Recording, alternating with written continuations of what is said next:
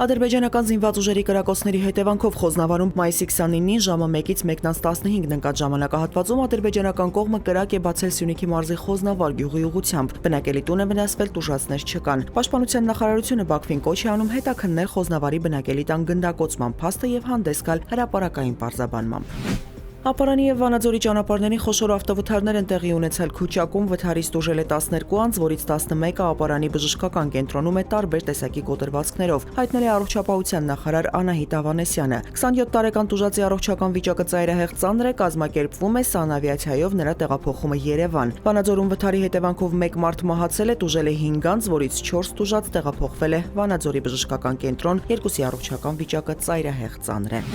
Ռուսաստանի արտգործնախարար Սերգեյ Լավրովը հայտարարել է, որ ռուսական պատվիրակությունը պատրաստ է հունիսի 2-ին Ստամբուլում կայանալիք ուղիղ բանակցությունների ժամանակ ուկրաինական կողմին ներկայացնել ապագա խաղաղության պայմանագրի վերաբերյալ հուշագիր։ Ուկրաինան դեռևս չի մեկնաբանել Լավրովի հայտարարությունը։ Ռուսաստանցի պաշտոնյան նաև հավելել է, ակնկալում է, որ բոլոր կողմերը կաջակցեն Ստամբուլում ռուս-ուկրաինական ուղիղ բանակցությունների նոր փուլի անցկացմանը։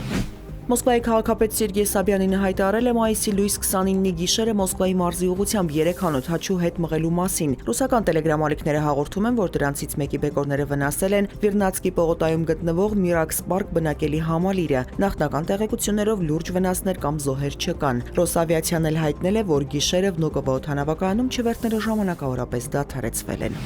Միլիարդատեր Իլոն Մասկը հայտարարել է պետական պաշտոնը թողնելու որոշման մասին։ Նա նշել է, կասկած չունի իր ղեկավարած կառավարության արդյունավետության դեպարտամենտի առաքելության ապագայի հարցում։ Մասկի համոզմամբ այդ կառույցը ժամանակի ընթացքում միայն կամրապնդվի դառնալով կառավարության կենսակերպ։ Անցած ամիս Մասկը հայտարարել էր, որ իր գլխավորած դեպարտամենտի ջանքերով խնայել են $160 միլիարդ,